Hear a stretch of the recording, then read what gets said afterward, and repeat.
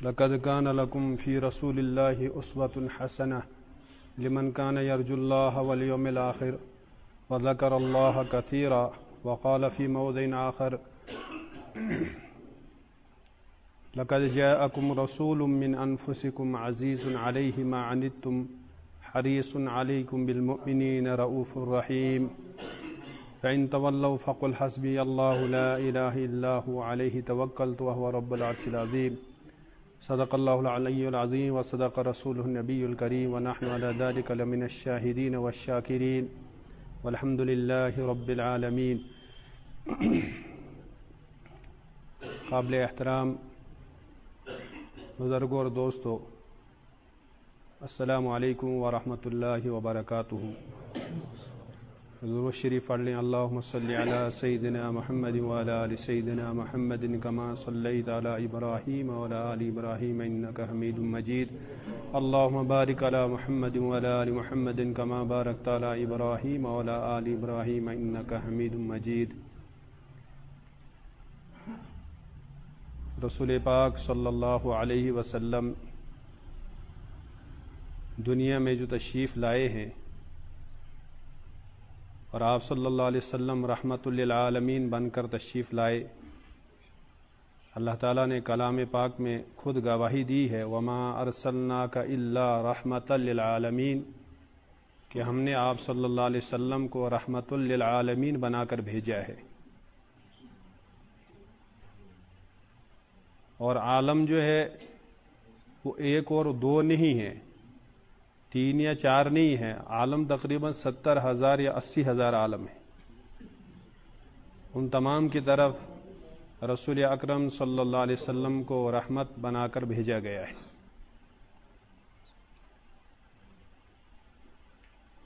اور آپ صلی اللہ علیہ وسلم جب مکہ میں تشریف لاتے ہیں اور آپ صلی اللہ علیہ وسلم کے سخت ترین دشمن جو مکہ کے اندر رہنے والے مشرکین مکہ کہلاتے ہیں، انہوں نے آپ صلی اللہ علیہ وسلم کو طرح طرح سے ستانا شروع کیا، اور آپ صلی اللہ علیہ وسلم جو ہے حالات سے دوچار ہو گئے.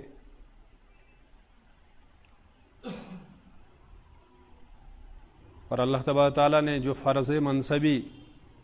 آپ صلی اللہ علیہ وسلم کے ذمہ کیا تھا، آپ صلی اللہ علیہ وسلم برابر اس کو ادا کرتے گئے. قرآن پاک میں اللہ تعالیٰ نے آپ صلی اللہ علیہ وسلم کے فرض منصبی کے متعلق سورہ مائدہ کے اندر ارشاد فرمایا ہے یا ایھا الرسول بلغ ما انزل الیک من ربک وان لم تفعل فما بلغت رسالتہ. اے رسول پاک صلی اللہ علیہ وسلم، آپ کی طرف جتنی بھی قرآن پاک کے ذریعے سے تعلیمات اتاری جا رہی ہیں اور جتنی بھی ہدایات بھیجی جا رہی ہیں ان کو آپ پورا کا پورا پہنچا دیجئے. اور اگر آپ ایسا نہیں کریں گے تو آپ نے اپنی رسالت کا حق ادا نہیں کیا. حالانکہ رسول اکرم صلی اللہ علیہ وسلم حجۃ الوداع کے موقع پر تمام صحابہ کرام رضوان اللہ تعالی اجمعین کا مجمع سامنے موجود تھا، اور آپ صلی اللہ علیہ وسلم کا آخری حج تھا. اس پہ تمام صحابہ کی طرف مخاطب ہو کر ارشاد فرمایا کیا جو کام میرے ذمہ کیا گیا تھا کیا میں نے اس کی پوری حق ادائیگی کی یا نہیں کی؟ تو تمام صحابہ مخاطب ہو کر عرض کرتے ہیں یا رسول اللہ صلی اللہ علیہ وسلم، آپ نے خالی پیغام پہنچایا ہی نہیں بلکہ اس کا صحیح حق ادا کیا.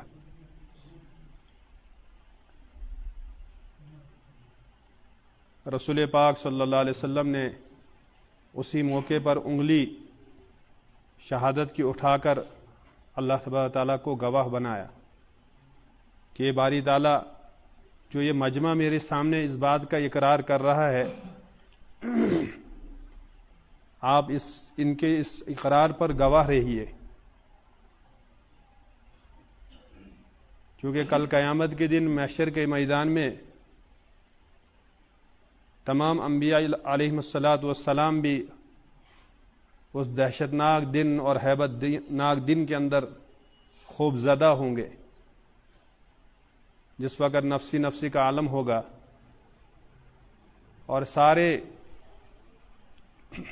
اولین اور آخرین مل کر جو ہے انبیاء علیہ السلام کے ساتھ اور ان کی خدمت میں تشریف لے جائیں گے۔ بہت لمبی حدیث ہے، بخاری شریف کے اندر ہے، دوسری کتب کے اندر موجود ہے کہ تمام انبیاء علیہ السلام میں جو اولو العزم پیغمبر تھے، جن کے بارے میں قرآن پاک میں اللہ تعالیٰ نے فرمایا فاصبر کما صبر اولو العزم من الرسل، کہ آپ دین پر ایسے ڈٹے رہیے، ایسے صبر کیجئے جیسے ہمت والے رسولوں اور پیغمبروں نے جو ہے اس دین کے اوپر ڈٹ کر عمل کیا ہے۔ انہی اولو العزم پیغمبروں اور رسولوں کے پاس جب باری باری تشریف لائیں گے، سب سے پہلے حضرت آدم علیہ السلام کے پاس، اور اس بات کو لے کر کہ صرف اس میدان محشر کے اندر جو نفسی نفسی کا عالم ہے اور 50,000 سال کا ایک دن ہوگا، فی یوم کان مقدارہ 50,000 سنہ، قرآن پاک میں اللہ تعالیٰ نے سورہ معارج کے اندر اس کی جو ہے مقدار خود بیان فرمائی۔ 1000 سال کی ایک آیت بھی آئی ہے سورہ الف لام میم سجدہ، فی یوم کان مقدارہ 1000 سنۃ مما تعدون، اور سورہ معارج میں آئے 50,000 سال کا ایک دن ہوگا۔ اس میں مفسرین نے جو ہے لوگوں کے حالات کے اعتبار سے بیان فرمایا کہ کچھ کے حق میں، کچھ انسانوں کے حق میں وہ ایک دن جو ہے 1000 سال کے برابر محسوس ہوگا، اور کچھ لوگوں کے بارے میں جو اللہ رحم کرے برے اعمال والے ہوں گے، بدکار ہوں گے، کافر و مشرک ہوں گے، ان کو 50,000 سال کے برابر وہ دن محسوس ہوگا۔ اور اس نفسی نفس کے عالم والے دن کے اندر تمام انبیاء علیہ السلام کے بعد جب سارے لوگ جائیں گے سفارش کرنے کے لیے کہ آپ اللہ کی بارگاہ میں سفارش کر دیجئے کہ آج کے دن اس حساب و کتاب شروع ہونے کے لیے جو ہے اس دن کی سختی سے ہمیں چھٹکارا مل جاتا، اور پھر حساب و کتاب شروع ہو جاتا، اور حساب و کتاب شروع ہونے کے بعد ہمارا فیصلہ کس طرف ہو جاتا ہے ہمیں اس کی پرواہ نہیں ہے۔ لیکن یہاں والے اس ہیبت ناک دن، اس دہشت ناک دن میں جو تپتی ہوئی دھوپ کی سوا نیزے کے اوپر سورج ہوگا، اس دن کی سختی سے جو ہے ہمیں چھٹکارا مل جائے، اور پھر پسینے کے اندر حدیث پاک کے اندر آتا ہے اپنی اپنی اعمال کے بقدر، کوئی گھٹنوں تک، کوئی ٹخنوں تک، کوئی جو ہے اپنی ران تک، اور کوئی سینے تک، کوئی کمر تک، مختلف اعمال کے اعتبار سے جو ہے اس پسینے میں ڈوبے ہوں گے، شرابور ہوں گے، اور عرش کا سایہ جو ہے اس دن 7 قسم کے لوگوں کو نصیب ہوگا، لیکن باقی سارے مچر رہے ہوں گے، تڑپ رہے ہوں گے۔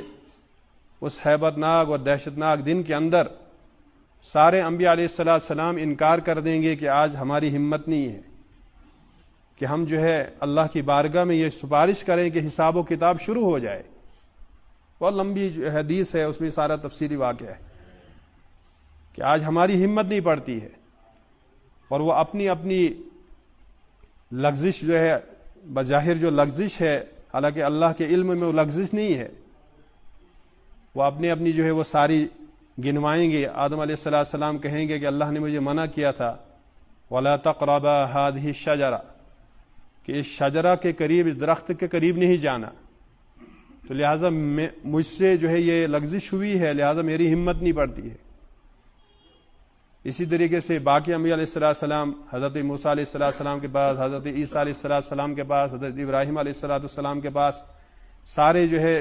جائیں گے اور سفارش کے لیے کہ اللہ کی بارگاہ میں آپ سفارش کر دیجئے کہ حساب و کتاب شروع ہو جائے اور اس دن کی سختی سے ہم بچ جائیں۔ چنانچہ سارے ہی انکار کر دیں گے،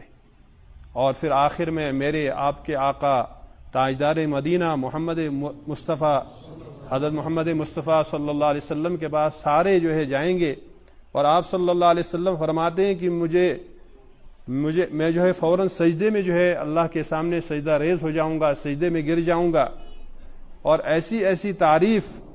اور ایسی ایسی حمد کے کلمات اور جملے میرے دل میں اللہ تعالیٰ القاء فرما دیں گے جن کے بارے میں مجھے دنیا میں بھی احساس نہیں ہے اور مجھے دنیا میں بھی ان کا علم نہیں دیا گیا ہے، جو کلمات اور جو جملے جو ہے اللہ تعالیٰ وہاں میرے دل میں القاء فرما دیں گے۔ چنانچہ ان کلمات کے ذریعے سے اللہ تعالیٰ کی تعریف، اللہ تعالیٰ کی حمد رسول پاک صلی اللہ علیہ وسلم بیان فرمائیں گے اور کافی لمبا سجدہ فرمائیں گے، اور اس کے بعد جو ہے کہا جائے گا ارفع راسک یا محمد صلی اللہ علیہ وسلم، اے محمد پاک صلی اللہ علیہ وسلم آپ اپنے سر اٹھائیے، سل آپ سوال کیجئے، اشفع تشفع آپ سفارش کیجئے، آپ کی سفارش قبول کی جائے گی، سل تعطی آپ سوال کیجئے آپ کو عطا کیا جائے گا۔ چنانچہ نبی پاک صلی اللہ علیہ وسلم جو ہے سفارش کریں گے، اس کو مقام حمد بھی کہا جاتا ہے حدیثوں کی کتابوں کے اندر، مقام حمد، کہ جہاں پر آپ صلی اللہ علیہ وسلم کا رتبہ اور مقام پورے اولین اور آخرین کے سامنے کھل کر سامنے آ جائے گا۔ آپ صلی اللہ علیہ وسلم کا جو رتبہ ہے، مقام ہے، امام الانبیاء اور سید الاولین والمرسلین جو ہے آپ صلی اللہ علیہ وسلم کا لقب ہے کہ آپ تمام انبیاء کے امام ہوئے ہیں، آپ اولین آخرین کے سردار ہوئے ہیں۔ یہ اس کا اعزاز اور اس کا عملی طریقے سے ثبوت جو ہے میدان محشر میں ظاہر ہوگا، اور وہاں پر جب یہ مقام اور رتبہ ظاہر ہو جائے سب کے سامنے تو رسول پاک صلی اللہ علیہ وسلم کے اس مقام کو مقام حمد بیان کیا گیا ہے حدیث کے اندر، کہ سارے اولین آخرین کے سامنے آپ صلی اللہ علیہ وسلم کی تعریف اور آپ صلی اللہ علیہ وسلم کا رتبہ، آپ صلی اللہ علیہ وسلم کی فوقیت، آپ صلی اللہ علیہ وسلم کی عظمت، آپ صلی اللہ علیہ وسلم کی برتری ظاہر ہو جائے گی۔ اور جب یہ سارا مقام اور رتبہ ظاہر ہو جائے گا اور آپ صلی اللہ علیہ وسلم کی سفارش بھی قبول کر لی جائے گی اور آپ صلی اللہ علیہ وسلم کی دعائیں بھی قبول کی جائے گی، حالانکہ قرآن پاک کے اندر سورہ مائدہ کے اندر حضرت سیدنا عیسیٰ علیہ نبینا علیہ السلام کے بارے میں بتایا گیا ہے، اللہ تعالیٰ نے نقل فرمایا ہے کہ حضرت سیدنا عیسیٰ علیہ نبینا علیہ السلام سے سوال کیا جائے گا، کیا اپنے ماننے والے جو آپ کی امت تھی، عیسائی تھے، کیا ان لوگوں کو آپ نے اپنی عبادت کا حکم دیا تھا؟ وَإِذْ قَالَ اللَّهُ يَا عِيسَى ابْنَ مَرْيَمَ أَأَنْتَ قُلْتَ لِلنَّاسِ اتَّخِذُونِي وَأُمِّيَ إِلَٰهَيْنِ مِن دُونِ اللَّهِ، کہ بڑے بڑے انبیاء علیہ السلام ان کی ہمت نہیں ہوگی کہ وہ سامنے سے کسی قسم کا جواب دے سکے،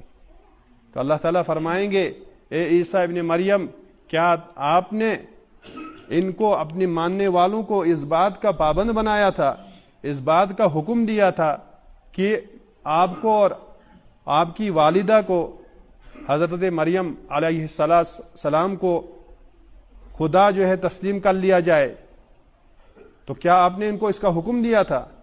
الہین من دون اللہ، اللہ کو چھوڑ کر دو معبود قرار دیے جائیں، کیا آپ نے اس کا حکم دیا تھا؟ حضرت سیدنا عیسیٰ علیہ السلام جواب دیں گے قال سبحانک ما یکون لی ان اقول ما لیس لی بحق، کہ آپ کی ذات پاک ہے،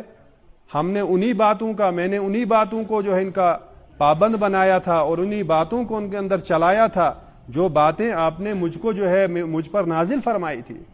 قال سبحانک، آپ کی ذات پاک ہے، منزہ ہے، بری ہے کہ آپ کے ساتھ دو معبود قرار دیے جائیں، کیونکہ اگر دو معبودوں کو جو ہے معبود اگر گردانے جائیں گے، مانے جائیں گے، یہ تو آسمان اور زمینوں اور ان کے درمیان کا نظام درہم برہم ہو جائے گا۔ خود قرآن پاک میں اللہ تعالیٰ نے ارشاد فرمایا لو کان فیہما آلہۃ الا اللہ لفسدتا ما اتخذ اللہ من ولد وما کان معہ من الہ اذا لذہب کل الہ بما خلق ولعلی بعضهم علی بعض،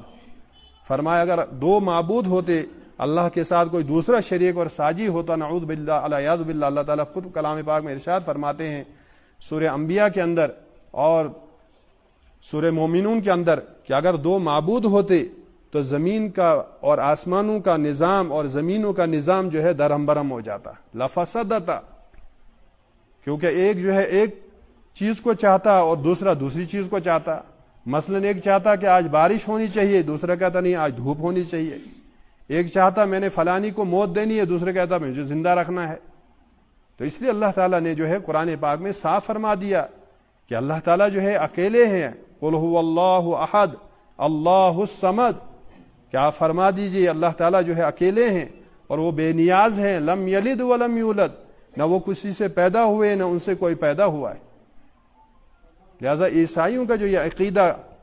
کہ اللہ تعالیٰ کے ساتھ دو جو ہیں معبود اور بھی شریک ہیں, ایک عقیدہ ان کا یہ ہے کہ تین کا عقیدہ ہے, ان اللہ ثالث ثلاثہ, یہ عقیدہ بھی انہی کا ہے کہ وہ تین ہیں.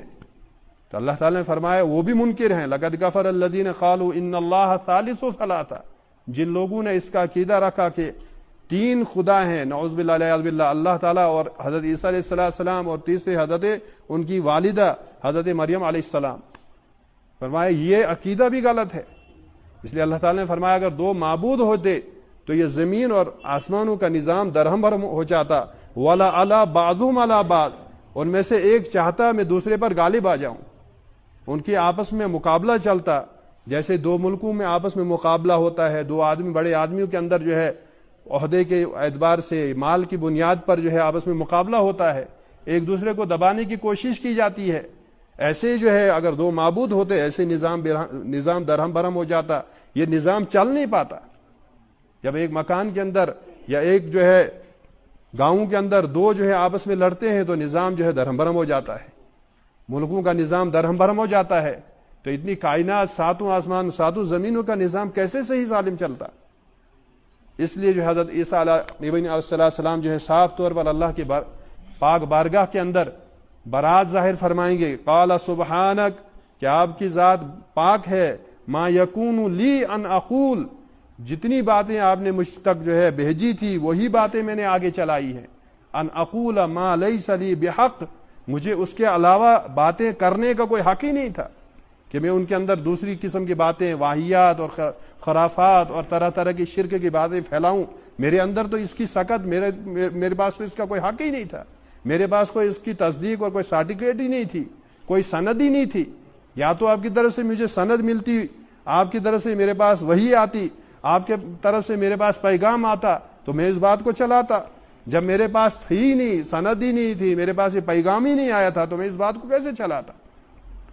قال سبحانک ما یکون لی ان اقول ما لیس لی بحق ان کنت قلته فقد علمت, جتنی بھی باتیں جو ہے وہاں کہی گئی ہیں وہ آپ کے علم میں ہے. تعلم ما فی نفسی, جتنی باتیں میرے دل میں ہیں میرے نفس میں ہیں وہ بھی ان سے بھی آپ باخبر ہیں. ولا اعلم ما فی نفسک, اور آپ کے یہاں آپ کے دل میں کیا کیا باتیں ہیں باری تعالیٰ, میں ان کے بارے میں ذرا برابر بھی علم نہیں رکھتا ہوں. کیونکہ آپ کو جو ہے ازل کا بھی علم ہے, آپ کو ابد کا بھی علم ہے. کائنات جب سے شروع نہیں ہوئی تھی اس سے پہلے کیا تھا اس کا بھی علم آپ کو ہے. کیونکہ علیم بذات الصدور آپ ہی کی ذات ہے, اور عالم الغیب والشہادہ آپ ہی کی ذات ہے کہ آپ غیب کے بھی جاننے والے ہیں, حاضر کے بھی جاننے والے ہیں. هو الاول والآخر والظاہر والباطن, آپ ظاہر کے بھی جاننے والے ہیں, آپ باطن کے بھی جاننے والے ہیں. جب کچھ بھی نہیں تھا تب بھی اللہ کی ذات تھی, اور جب سب کچھ وجود میں آیا تب بھی اللہ کی ذات ہے, اور کچھ بھی نہیں رہے گا تب بھی آخر میں اللہ ہی کی ذات رہے گی. تو لہٰذا میری کیسی ہمت کہ میں ایسی باتیں چلاؤں, ایسی باتیں کہوں جو آپ نے مجھ تک پہنچائی نہیں, جو آپ تک مجھ تک بھیجی ہی نہیں ہے. تو حضرت عیسیٰ علیہ السلام اور دیگر انبیاء علیہ السلام کا جو ہے حال جو ہے اسی طریقے کو قرآن پاک نے بیان فرمایا ہے کہ سارے انبیاء علیہ السلام میدان محشر میں سارے کے سارے گھبرا جائیں گے, اور سب کو جو ہے یہ, اور پھر اللہ تعالیٰ آگے فرمائیں گے حضرت عیسیٰ علیہ السلام کو, کیا اس کے علاوہ جو ہے ان باتوں کا آپ نے حکم نہیں دیا, لیکن پھر یہ باتیں ان کے درمیان کیسے رائج ہوئی, کیسے چلی, کہ جو دو خدا مان رہے ہیں یا کچھ تین خدا مانتے ہیں, یا کچھ کیا عقیدہ رکھتے ہیں. کچھ عقیدہ یہ بھی رکھتے ہیں کہ ان کو پھانسی پر سولی پر چڑھایا گیا. تو یہ باتیں ان کے اندر کیسے چلی؟ تو آخر میں حضرت عیسیٰ علیہ السلام جو ہے جواب دیں گے, ان تعذبہم فإنہم عبادک وإن تغفر لہم فإنک انت العزیز الحکیم. اگر آپ ان کو عذاب دینا چاہیے تو آپ کو اختیار ہے, اور اگر آپ ان کی مغفرت کر دیں, ان کو بخش دیں, معاف کر دیں, تب بھی آپ زبردست حکمت والے ہیں, آپ کو کون پوچھ سکتا ہے. ساری مخلوق آپ کے جو ہے قبضے کے اندر ہے, انسان اور جنات اور جتنی 18,000 مخلوقات ہیں اللہ تعالیٰ نے, اور 70-80 ہزار عالم ہیں, وہ سارے کے سارے آپ کے قبضے کے اندر ہیں, آپ کے کنٹرول میں ہیں. آپ دنیا کے اندر بھی آپ کا کنٹرول تھا، آخرت میں بھی آپ کا کنٹرول. دنیاوی اعتبار سے اللہ نے ہمیں مالک بنایا ہے چیزوں کا، لیکن وہ مجازی مالک ہیں. ہم مجازی مالک ہیں، حقیقی مالک اللہ تعالیٰ کی ذات ہے. ان الارض للہ یورثها من یشاء من عبادی، حقیقت میں وارث ان ساری زمینوں کا اللہ تعالیٰ ہے، وہ اپنے بندوں میں سے جس کو چاہتا ہے وارث بنا دیتا ہے. وَلِلَّهِ مُلْكُ السَّمَاوَاتِ وَالْأَرْضِ، یا کیا ہم دیکھتے نہیں ہیں، غور و فکر نہیں کرتے ہیں جن زمینوں مکانوں کے اور باجائیداد کے آج ہم مالک ہیں، ہم سے پہلے ہمارے آبا اجداد ان کے مالک تھے، لیکن آج وہ نہیں ہیں. اس وقت ہم ہیں، لیکن 60 70 80 سال کے بعد 100 سال کے بعد ہم میں سے کوئی نہیں ہوگا،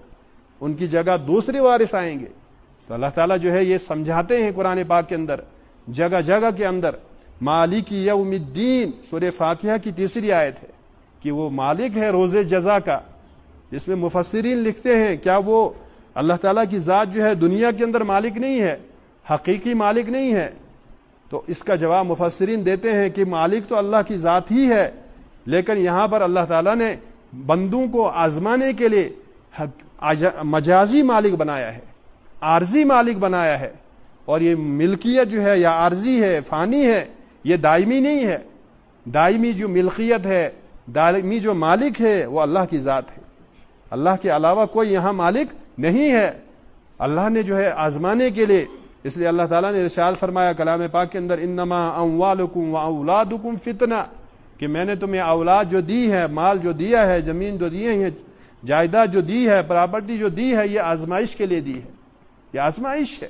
اس میں اللہ تعالیٰ آزمانا چاہتے ہیں.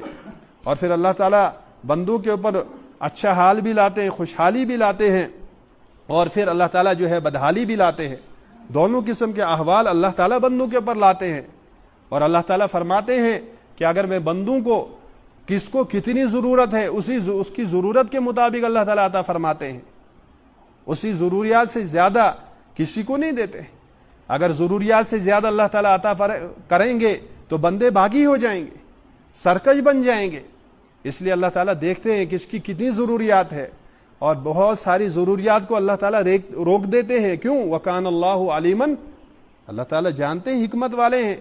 کہ اگر میں نے بندے کو ضروریات ساری کی ساری پوری کر دی، وہ باغی ہو جائے گا، سرکش ہو جائے گا، اور اس کی آخرت اور اس کی قبر جو ہے بگڑ جائے گی. اور جتنے بھی منازل سامنے آنے والے ہیں ان ساری منزلوں میں اس کے قدم لڑکھڑائیں گے. اس لیے قرآن پاک میں فرمایا سورہ شورى کے اندر وَلَوْ بَسَطَ اللَّهُ الرِّزْقَ لِعِبَادِهِ لَبَغَوْا فِي الْأَرْضِ وَلَكِنْ يُنَزِّلُ بِقَدَرٍ مَا يَشَاءُ إِنَّهُ بِعِبَادِهِ خَبِيرٌ بَصِيرٌ، کہ اگر اللہ تعالیٰ سارے بندوں کے اوپر رزق کو پھیلا دیں، اور روزی کے جتنے بھی اسباب ہیں اور انسان کے ضروریات زندگی وہ رزق کہلاتی ہیں. مفسرین فرماتے ہیں رزق سے مراد ساری ضروریات زندگی، اس میں دوائی بھی ہے، اس میں کپڑا بھی ہے، اس میں اناج بھی ہے، اس میں کھانے پینے بھی ہیں، سبزیاں ہیں، ترکاریاں ہیں، پھل ہیں، پھول ہیں، ساری جو ضروریات ہیں، وہ ادویات ہیں، علاج معالجے ہیں، وہ سب رزق کے اندر آتے ہیں. اللہ تعالیٰ فرماتے ہیں اگر میں ان کی کشادگی بندوں کے اوپر کر دوں لَبَغَوْا فِي الْأَرْضِ، وہ زمین میں باغی ہو جائیں گے، وہ سرکش ہو جائیں گے. اس لیے ہم دیکھتے ہیں قرآن پاک ہم اٹھا کر دیکھیں کہ فرعون کو اللہ تعالیٰ نے جتنا مال دے کر رکھا تھا اور جتنی دنیا دے کر رکھی تھی، نمرود کو دے رکھی تھی، اور جتنے بھی اللہ کے بڑے بڑے باغی ہوئے ہیں وہ کتنے باغی، کتنی حد سے زیادہ نکل گئے. کیوں سرکش ہو گئے؟ قرآن پاک میں فرمایا فرعون کے بارے میں انہو طغی، وہ تو بہت بڑا سرکش ہو گیا تھا. اور موسیٰ علیہ السلام اور حضرت ہارون علیہ السلام کو کہا گیا کہ آپ دونوں اس کے پاس جاؤ، اذهبا الى فرعون انه طغى، کہ تم دونوں کو فرعون کے پاس جاؤ، وہ بڑا سرکش ہو گیا ہے. وہ سرکش کیسے ہو گیا تھا؟ مال کی بنیاد پر، حکومت کی بنیاد پر، عہدے کی بنیاد پر. اس نے سوچا کہ جو میرے پاس اسباب آسائش کے جتنے بھی ہیں وہ میرا اپنی ہنرمندی، میری اپنی جو ہے کسب ہے، میرے اپنے اختیار سے میں نے اس کو حاصل کیا ہے، اور اپنے بلبوتے میں ان ساری چیزوں کو حاصل کیا ہے. یہاں سے اس کو دھوکہ لگ گیا. اور اللہ تعالیٰ نے قرآن پاک میں جگہ جگہ جو ہے متنبہ فرمایا ہے. سینکڑوں جگہ قرآن پاک میں آیت ہے وَمَا هَذِهِ الْحَيَاةُ الدُّنْيَا إِلَّا لَعِبٌ وَلَهْوٌ، فرمایا دنیاوی زندگی کھیل تماشا ہے. جس طریقے سے ہمارے بچپن کا جو زمانہ ہے، یہ چھوٹے چھوٹے بچے جو ہے کھیلتے رہتے ہیں اور کھیل کود میں مست رہتے ہیں، اور بڑے جو سیانے لوگ ہوتے ہیں، سنجیدے قسم کے لوگ ہوتے ہیں، بچوں کے کھیل کود سے عجیب و غریب جو ہے ان کا وہ کھیل کود ان کو لگتا ہے، اور یہ احساس ہوتا ہے کہ یہ اپنی زندگی کا یہ پیریڈ ضائع کر رہے ہیں، کیونکہ جو سنجیدہ طبقہ ہے، جو سیاںہ طبقہ ہے، وہ سمجھ رہے ہیں کہ اس کا کوئی نتیجہ آنے والا نہیں ہے، اس کا ان کو کوئی فائدہ ہونے والا نہیں ہے، اس لیے ان کی جو زندگی، ان کی نظر میں وہ لڑکپن، حالانکہ اسی پیریڈ سے ہم سب گزر کے جاتے ہیں، اسی سب پیریڈ سے ہم گزر کے جاتے ہیں، لیکن اپنا وہ زمانہ بھول جاتا ہے کہ ہم بھی اس پیریڈ سے گزرے اور انہی حالات سے ہم بھی 2-4 ہوئے۔ لیکن قرآن پاک وہ بچپن کا جو 40-50 سال سے اوپر جو جن کی عمریں ہیں، وہ ان کے اس کھیل تماشے کو دیکھ کر ان کو عجوبہ لگتا ہے، ان کو یہ محسوس ہوتا ہے کہ اپنا وقت جو ہے، قیمتی وقت جو سب سے زیادہ قیمتی ہے، یہ اس کو ضائع کر رہے ہیں۔ چونکہ حدیث پاک کے اندر آتا ہے کہ میدان محشر کے اندر 5 سوالات ہوں گے، اس میں عمر کے بارے میں اور جوانی کے بارے میں مستقل سوال ہے کہ عمر اپنی کہاں جو ہے ضائع کی، اپنی جوانی کو کہاں جو ہے خرچ کیا، اللہ تعالیٰ پوچھیں گے۔ تو وہاں پر جو ہے انسان کو، سیانے لوگوں کو ان کی وہ زندگی عجوبہ لگتی ہے، تماشا لگتی ہے، اور یہ محسوس ہوتا ہے، یہ احساس ان کو ہوتا ہے کہ اپنی زندگی ضائع کر رہے ہیں۔ تو قرآن پاک میں اللہ تعالیٰ نے ہم سب انسانوں کو بتایا، کھیل تماشے میں لگے ہو، کوئی کھیتی باڑی میں لگا ہے، کوئی کاروبار میں لگا ہے، کوئی نوکری میں لگا ہے، جس کے بعد جو شعبے ہیں، تقریباً اللہ تعالیٰ نے 1000 شعبے اتارے ہیں، ان شعبوں میں جتنے بھی لوگ لگے ہیں، اللہ تعالیٰ فرماتے ہیں کھیل تماشا ہے۔ جس طریقے سے بچپن، لڑکپن کا وہ زمانہ، اور لڑکپن کے اندر جو بچے کھیل رہے ہیں ہمارے سامنے، وہ ان کی وہ زندگی کا جو پیریڈ ہے، وہ جیسے ہمیں جیسے اس کا انداز ہم کرتے ہیں، جیسے اس کو ہم سوچ سکتے ہیں، ویسے ہم سب کے جتنے بھی شعبے اللہ تعالیٰ نے اس کو یہی بیان فرمایا۔ سورہ حدید میں ارشاد فرمایا، اعلموا انما الحیات الدنیا لعب ولہو، جان لو کہ بے شک دنیاوی زندگی کھیل اور تماشا ہے، وزینۃ، اور پھر انسان کھیل تماشے ایک پیریڈ آتا ہے وہ لڑکپن کا، اس کے بعد تھوڑا سا انسان جوانی کی طرف جو قدم بڑھاتا ہے، اب اس کو جو ہے زینت کی، زیب و زینت کی طرف جو ہے وہ جاتا ہے، خوشنمائی کی طرف جاتا ہے، اب اس کو جو ہے کپڑوں پہ کریز ہونی چاہیے، اب تھوڑا سا جو ہے اس کو ہر طریقے سے بن سور کر رہتا ہے، اور اپنے آپ کو ہر طریقے سے کپڑے بھی، جسم بھی، اور بال بھی وغیرہ بھی، ساری چیزوں کو سجانے کی کوشش کرتا ہے۔ پھر ایک پیریڈ یہ بھی نکل جاتا ہے، پھر اس کے بعد جو ہے آخری پیریڈ وَتَفَاخُرٌ بَيْنَكُمْ، ایک پیریڈ وہ آتا ہے کہ اولاد ہے اور کاروبار ہے، مکان ہے، پھر فخر کا زمانہ آتا ہے کہ دیکھو میرے پاس یہ چیزیں ہیں، یہ چیزیں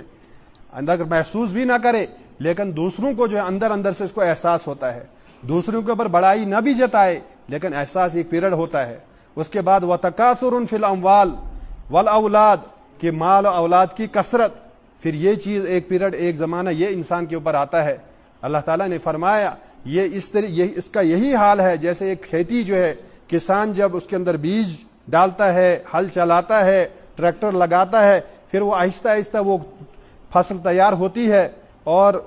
آج کے اس موسم میں، اکتوبر کے موسم میں، اس فصل پک کر تیار ہو جاتی ہے، پھر اس کو کاٹ کر بھوسا بنا کر کیسے اس کا چورا بن جاتا ہے۔ فرمایا یہی دنیاوی زندگی کا، یہی بھی اس پیریڈ کا، اس پورے زمانے کا، 60-70 سالہ زندگی کا یہی حال ہے۔ کمثل غیث اعجب الکفار نباتہ ثم یہیج فتراہ مصفرا ثم یکون حطاما، فرمایا جیسے وہ چورا اور ختم، گھاس پھوس، اور اس کو جو ہے جانوروں کو کھلایا پلایا، ختم ہو گیا نام و نشان۔ فرمایا ایسے ہی کائنات کا سارا نظام ایک دم ختم ہو جائے گا، برہم ہو جائے گا۔ اللہ تبارک تعالیٰ مجھے بھی آپ کو بھی جو ہے کہنے سننے زیادہ عمل کرنے کی توفیق نصیب فرمائے۔ وآخر دعوانا ان الحمد للہ۔